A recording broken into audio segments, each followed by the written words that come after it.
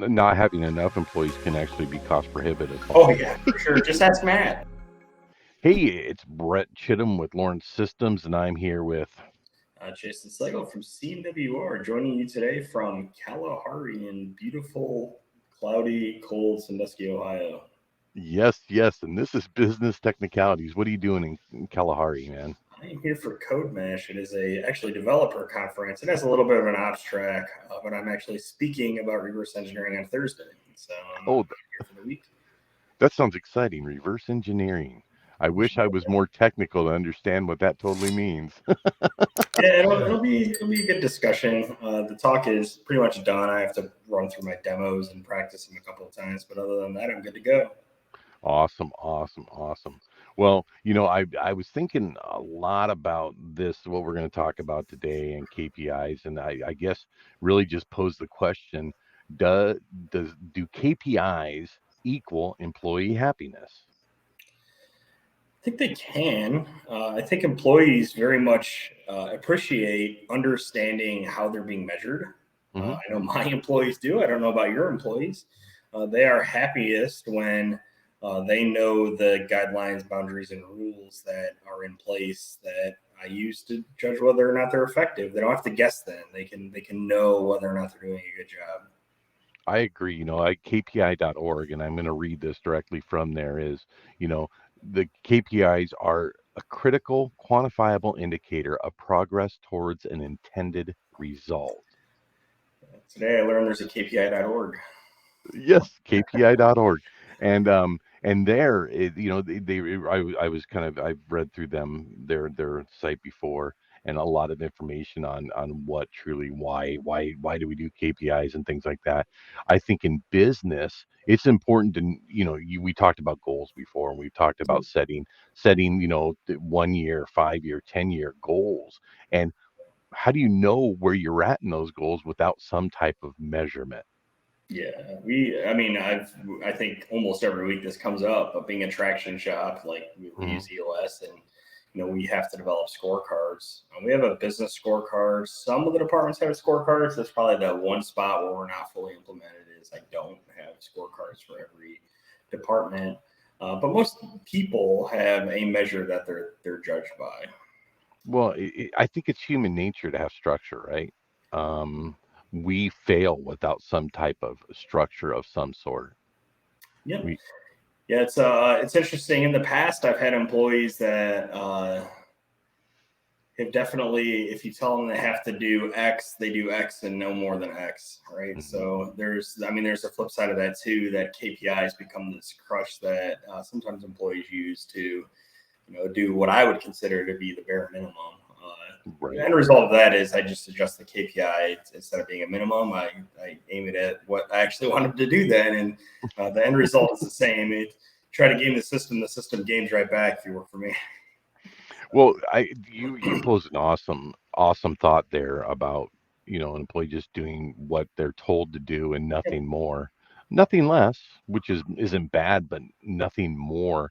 And I think engagement is key when you think about the employee Yeah, engagement, and I think key performance indicators can actually assist with that because we've talked about stretch goals, we've talked yeah, about standard goals, yeah, and engagement. I think an engaged employee is going to go above and beyond more so than just somebody coming to work, yeah.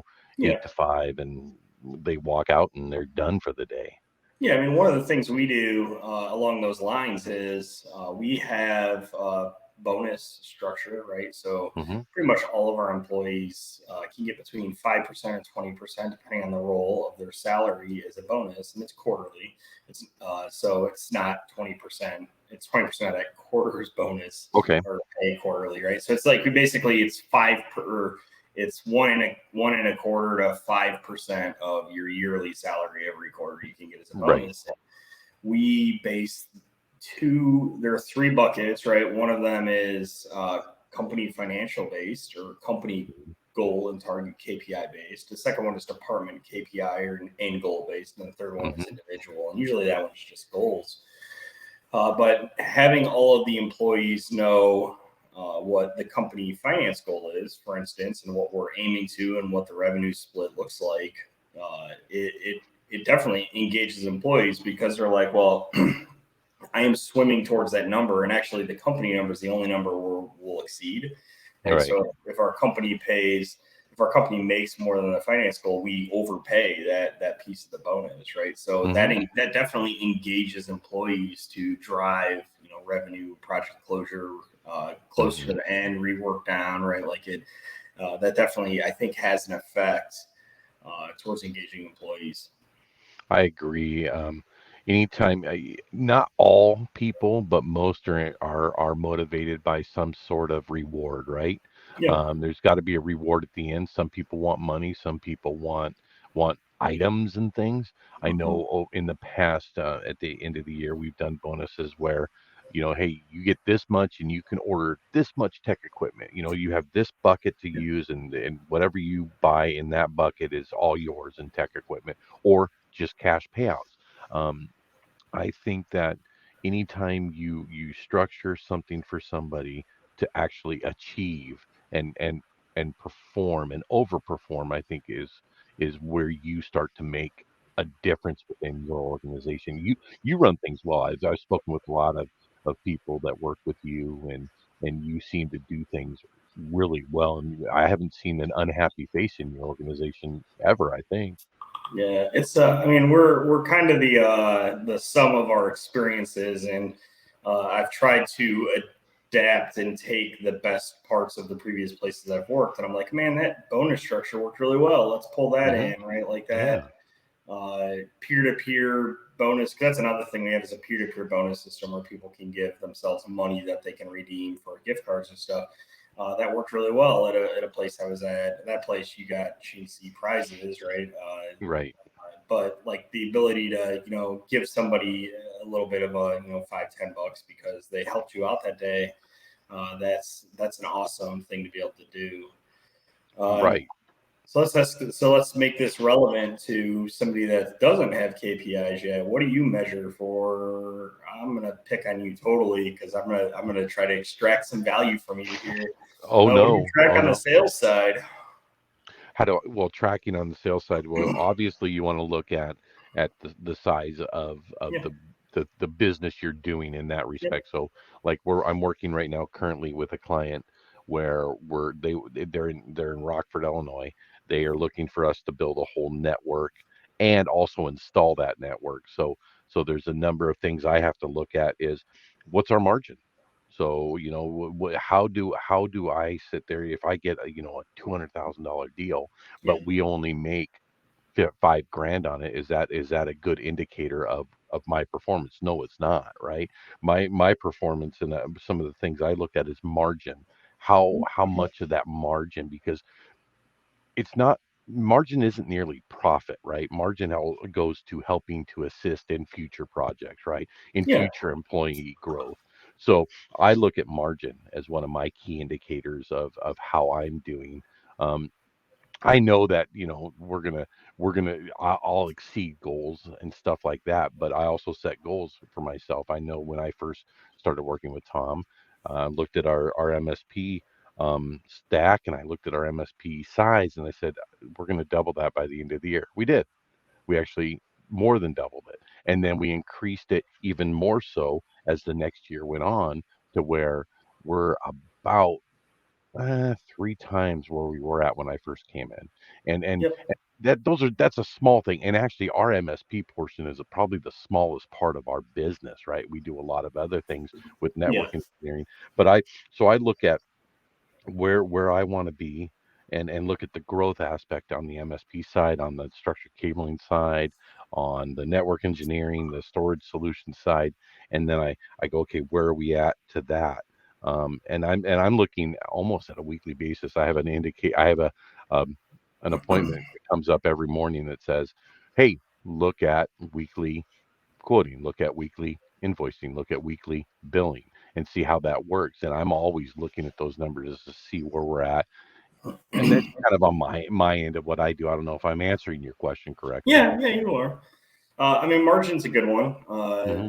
because to your point, right? Margin isn't only profit, right? Like our Right. margin pays operating expense, right? And that's the difference, right? Margin is gross profit, Hmm. right? Like if you take the cost of goods sold out from, the product, that you get gross profit, right? But then you have to subtract out expenses, all your SG&A stuff and your Right. taxes, and then you end up with the actual net profit, right? So, And then net profit continues the growth for you in the future, right? That's yeah, where you start to you're able to pay out the bonuses with that net yeah, profit, right? You're able to bring on another employee at a certain yeah, salary, right? And that's where we need to look at.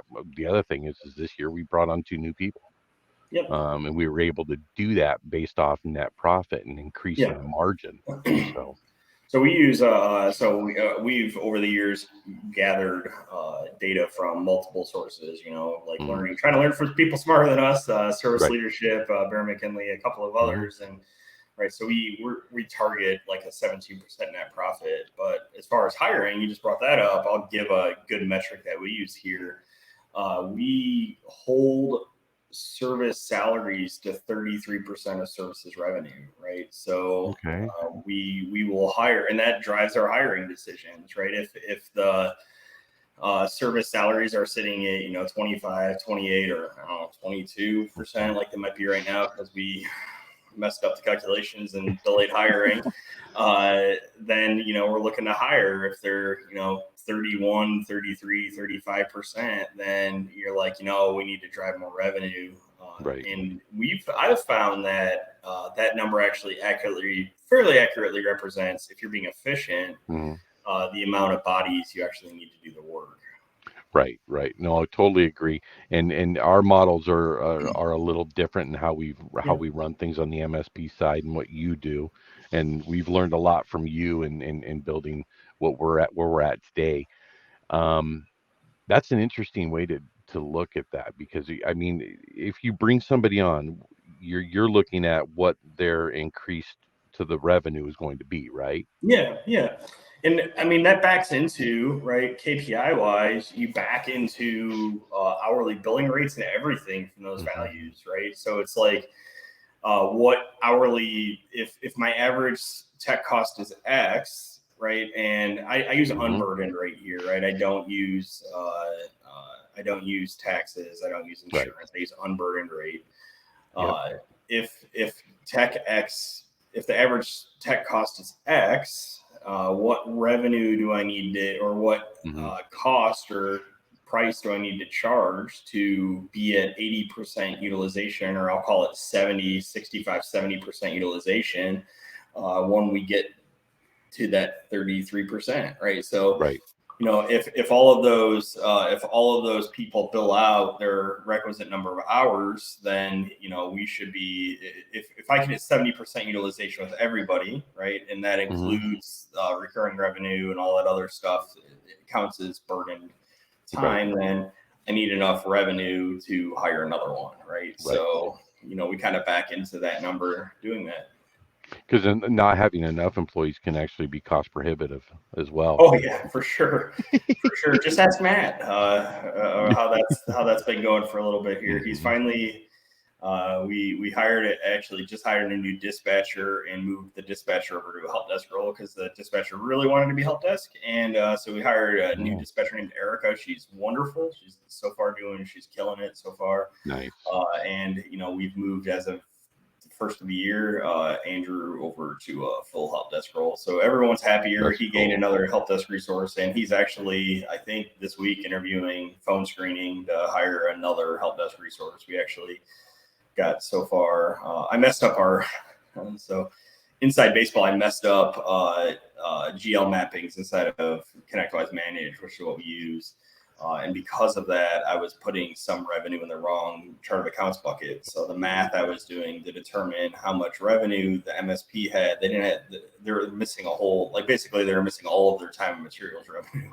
Oh Uh, no. yeah, so I mean, we don't do a ton of time and materials, but it's still probably 15 to 20% of our revenue. Yeah. Just we have some co-managed clients where we end up doing time and materials work. It, So yeah, wow. That the numbers never lie, but if they're in no, the wrong bucket, they don't tell the whole story. yes, they don't lie, but you can make them lie. You can definitely lie Yeah. with KPIs. Yeah, I'm glad I don't know how to do that.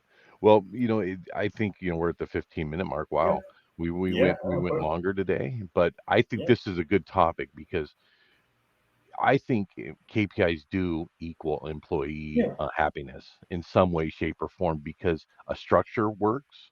Hmm. For us, I love a structure. I love to know that these are the things that need to happen to get to this, to get to X. And you go from point A to point B, however you want to look at it. There has to be a roadmap. There has to be a Yeah. path, and it has to be clearly defined as well. So, what do you have for some ending thoughts?